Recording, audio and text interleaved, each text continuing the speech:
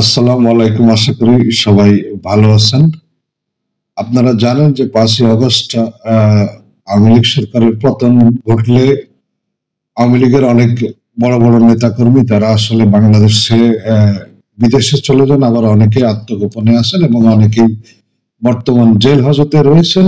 তো আজকেও যেই আন্তর্জাতিক অপরাধ ট্রাইব্যুনালে আওয়ামী লীগের নেতাকর্মীদের বিচার চলছে, সেখানে আজকেও একটা বিচার কার্যের জন্য আওয়ামী লীগের বেশ কয়েকজন নেতাকর্মী আন্তর্জাতিক নেতাকর্মীকে আন্তর্জাতিক অপরাধ ট্রাইব্যুনালে আনা হয়েছিল। তার মধ্যে ছিল সাবেক আইসিটি প্রতিমন্ত্রী জুনায়েদ আহমেদ পলক।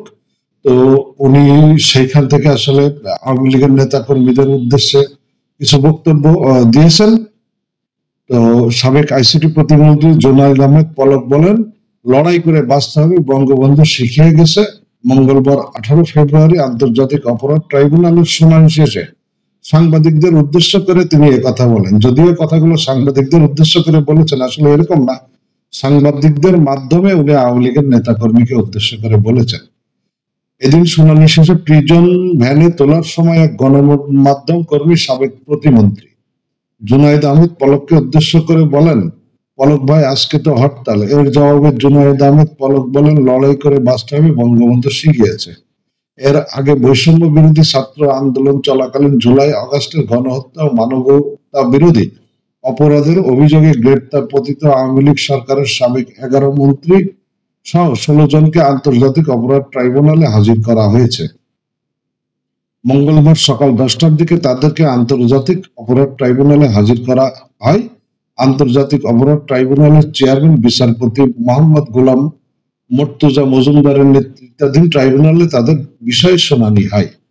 এর মধ্যে 11 মন্ত্রী হলেন আইনমন্ত্রী আনিসুল হক, আমির হোসেন আমু, শাহজাহান খান, কামরুল ইসলাম, উকিল কামরুল, লেফটেন্যান্ট কর্নেল অবসরপ্রাপ্ত ফারুক খান, আব্দুর রাজ্জাক, রাশেদ খান মেনন, হাসানুল হক ইনুক, কামাল আহমেদ মজুমদার, গোলাম দস্তগীর গাজী ও ডক্টর দীপু মনি।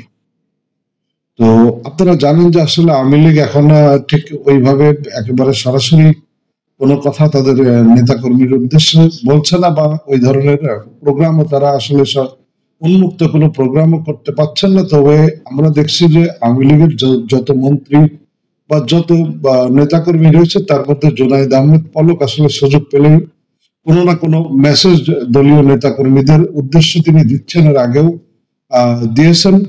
তবে এই ক্ষেত্রে কিন্তু অন্যান্য যারা আছে, যে ডক্টর দীপু মনি থেকে শুরু করে হাসানুল হক ইনু, রাশেদ খান মেনন, আনিসুল হক, কামরুল ইসলাম, এরা কিন্তু আপনার আসলে সেইভাবে ঠিক গণমাধ্যম বা কোনো জায়গায় কথা বলছেন না, চুপচাপ অনেকে হাস্যোজ্জ্বল মুখে বেরিয়ে যাচ্ছেন ক্যামেরা সামনে দিয়ে। আবার জুনায়েদ আহমেদ পলক কিন্তু বেশ কিছুটা সোচ্চার, এবং উনি এভাবেই আসলে বিভিন্ন সময়ে, বিশেষ করে আদালতে হাজিরা দেওয়ার সময় ছাড়া কথা বলার সময় নেই, এবং সেই ফাঁকেই কিন্তু তিনি বিভিন্ন ধরনের মেসেজ আওয়ামী লীগের নেতাকর্মীদের উদ্দেশ্যে দিচ্ছেন।